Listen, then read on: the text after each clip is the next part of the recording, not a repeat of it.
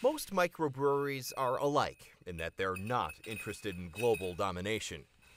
They're local, and that's often the appeal. But every once in a while, customers will get a taste of something they just cannot resist.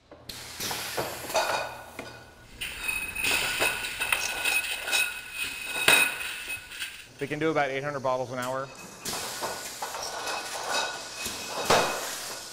Take, for example, the beers at Kassiks, just outside Kenai.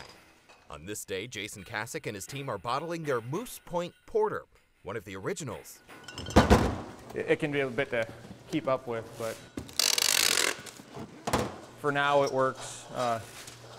Eventually, hopefully, we can grow a little bigger. Jason's in charge of brewing. Mom, Deborah, kind of does it all. I don't think we've mastered the basics. There's always something to learn, and we are constantly learning. Sales numbers beg to differ and show they've pretty much figured out the beer business, at least on this level. Kassiks just keeps growing, from a one-room facility in 2005 to this expanded, modern bottling plant, which allows them to ship their products well beyond the Kenai Peninsula. We're statewide. In April, we should be moving on into to Washington. Sellers like Pam Woodry, who owns La Bodega in Anchorage, cannot get enough. What they do really well, those core 4 or 5 beers, and then they do some special ones throughout the year to keep it fresh and fun. Though not everyone supports the Kassiks' success. The family says Cars Safeway refuses to carry their lineup because of the edgy names. We don't want to just throw a beer out there and a product out there just for the sake of the sales. The Kassiks say they aren't dwelling on it. They're too busy brewing, meeting growing demand, winning awards. When you look at how successful this brewery is today, it's hard to believe how it all started as a last-minute Christmas gift. Deborah bought her husband Frank a homebrew kit like this one.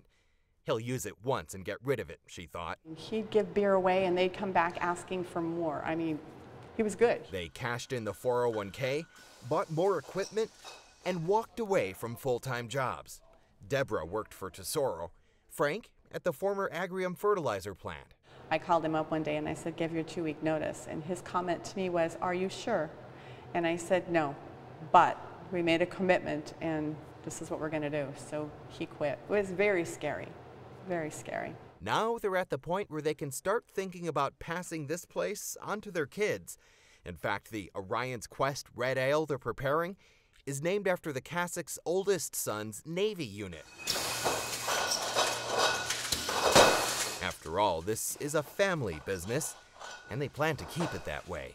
The brewery's in Alaska. It's a passion. We're all driven by a passion. With photojournalist Mike Nederbrock, Ted Land, Channel 2 News.